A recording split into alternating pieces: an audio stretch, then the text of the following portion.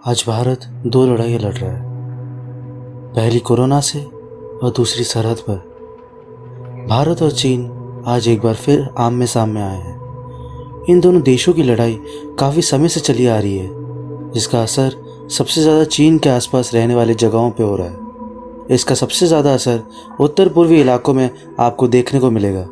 आज भी हमारे देश में उत्तर पूर्वी इलाकों के लोगों को सिर्फ उनके चेहरों की वजह से चीनी बुलाया जाता है। आज मैं एक ऐसी ही कहानी सुनाने जा रहा हूँ, गौर से सुनिएगा। आप में से कई लोग शाहरुख खान के फैन ज़रूर रहे होंगे। उनकी एक फिल्म आई थी सन 1998 में, जिसका शीर्षक था दिल से। मैंने लॉकडाउन के चलते ये फिल्म हाल ही में फिर से देखी और फिर ख्याल आया कि उत्तर पूर्वी इलाकों में ऐसा कुछ हुआ था क्या। मैं अपनी माँ के पास गया और उनसे अपने बचपन की बातें पूछने लगा। आखिर मेरे बचपन में ऐसा क्या था जिसे जानने के लिए मैं इतना उत्सुक हो रहा था। 6-7 साल की उम्र के पहले क्या किसी बच्चे को कुछ समझ आता है कि आखिर ये दंगे लड़ाई क्या है।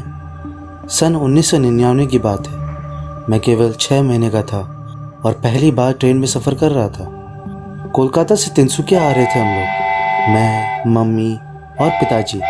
उस समय भुवनेश्वर से तिनसुकिया तक ट्रेन नहीं थी, तो भुवनेश्वर से हावड़ा आना होता था और उसके बाद ही मैं तिनसुकिया जाता था। मेरे पिता सरकारी दफ्तर में काम करते थे और मम्मी एक हाउसवाइफ थी। मुझे देखकर आसपास के लोग बहुत मुस्कुरा रहे थे, मुझे गोद में उठाने को बेहद उत्सुक थे, पर मैं उल्टियाँ करने के अलावा और कुछ नहीं कर रहा था। माँ बताती है कि उस वक्त ट्रेन में वो मुझसे बहुत परेशान हो गई थी, क्योंकि मैं बार बार उल्टी कर दे रहा था और फिर से माँ को मेरे लिए खाना बनाना पड़ता था। खाना यानी सेरेलैक, ठीक है। हमारी ट्रेन अपने समय से देर तो चल ही रही थी और फिर सिलीगुड़ी स्टेशन पर ट्रेन 1 घंटे से ज़्यादा देर तक खड़ी रही। ना कोई सूचना, ना कुछ। इतना समय हो गया था और ट्रेन आगे बढ़ने का नाम ही नहीं ले रही थी। पिताजी ट्रेन से उतरकर कुछ लोगों से समस्या पूछ ही रहे थे कि अचानक ट्रेन में टीसी और सीआरपीएफ के लोग राउंड मारते हुए हमारे पास आए। पूछने पर पता चला कि आगे कोकराझार स्टेशन पर किसी ने बम फोड़ दिया था, जिससे पटरियों का नुकसान पहुंचा था और वो उखड़ गई थी। जी हाँ, मैंने अपनी ज़िंदगी की पहली रेल यात्रा में ऐसा कुछ देखा और यूँ तो मैं बहुत छोटा था कुछ भी महसूस करने के लिए, पर मम्मी बताती है कि आसपास वाले लोगों के डर से निकलती चीख सुनकर मैं भी रोने लगा था। ये बात उस वक्त की है जब आतंकवाद अपने पूरे उफान पे था। उत्तर पूर्वी भारत के लोगों को ये बोलकर भटकाया गया था कि बाहर के लोग यहाँ आकर उन पर जुल्म करते हैं। उन्हें उत्तर भारत के लोगों से बड़ी घृणा थी, खासकर बिहार और उसके आसपास के रहने वालों से। वहाँ के आतंकवादी किसी को भी, खासकर बिहारी को, उठाकर ले जाते थे और उसे अधमरा करके छोड़ देते थे। लगभग 1 दिन बाद हम लोग तिनसुकिया पहुँचे और वहाँ से डुमडुमा की ओर बढ़े। पिताजी का दफ्तर वहीं था। उन्होंने एक किराए का घर ले रखा था जहाँ मकान मालिक के 3 बच्चे थे, जॉन, डोना, पॉला, और ये तीनों बहुत मुझे मानते थे। मुझे गोद में उठाकर जगह जगह घुमाते थे और मुझे खूब खिलाते थे। नई जगह में मम्मी और पिताजी लोगों से घुल मिलकर रहने की पूरी कोशिश कर रहे थे। एक दिन मम्मी राशन का सामान लेने अपने घर से निकली तो उनकी नज़र घर से कुछ दूर एक घर पे पड़ी, जहाँ एक बहुत बूढ़ी औरत घर के ठीक बाहर झाड़ू लगा रही थी। चूंकि माँ मुझे लेकर उसी दिशा में जा रही थी, तो उन्होंने जान पहचान बढ़ाने के लिए उस बूढ़ी औरत से कुछ देर बात की। मम्मी बताती है कि वो बूढ़ी औरत मुझे देखकर बार बार कहती थी कि मैं बिल्कुल उनके बेटे रायबा जैसा दिखता।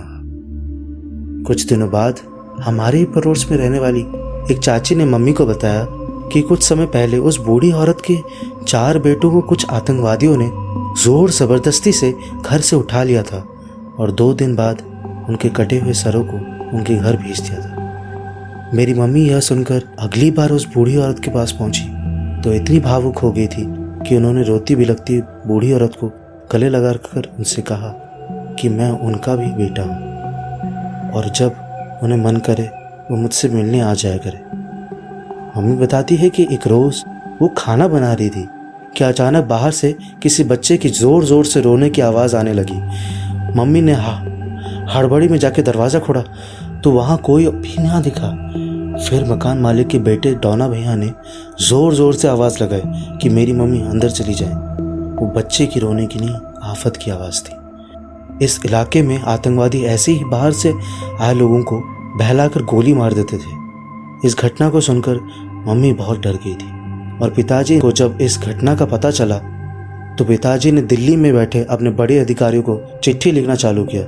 इन सब के बारे में इत्तला दी।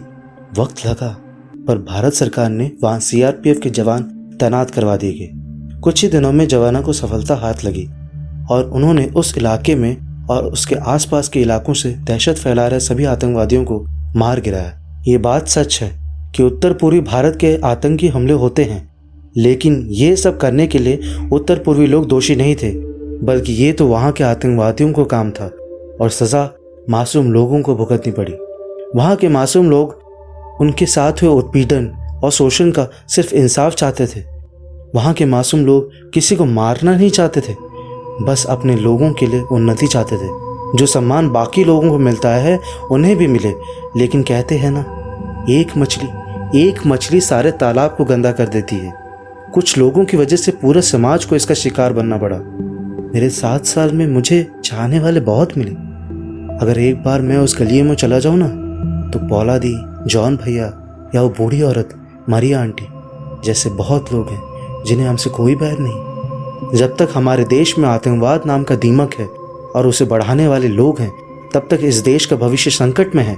हमारे जवान हमारे देश के लिए अपनी जान की कुर्बानी दे देते हैं, और आज अगर हमारे देश के जवान हमारी सुरक्षा के लिए तैनात हैं, तभी हम चैन की सांस ले रहे हैं। हम सब तो बेहद सुकून से अपने घर पर हैं, लेकिन वो जवान हैं जो हर परिस्थिति को झेलकर हमारी सुरक्षा करते हैं। हमने गलवान घाटी में हाल ही में कई जवान खो दिए, और न जाने ऐसे कितने जगहों पर हमारे जवानों की लाशें से देश की सीमाएं को बचा रहा है। आज उन सभी देशभक्तों हमारे जवानों को श्रद्धांजलि देते हैं। एक जवान के लिए सबसे महत्वपूर्ण पल तब होता है जब वो तिरंगे में लिपटा होता है। Serve for a country, die for a nation and live like a legend. ऐ मेरे वतन के लोगों, जरा आँख में भर लो पानी। जो शहीद हुए हैं उनकी जरा याद करो कुर्बानी। जय भारत, जय हिंद, जय जवान, जय किसान, जय विज्ञान।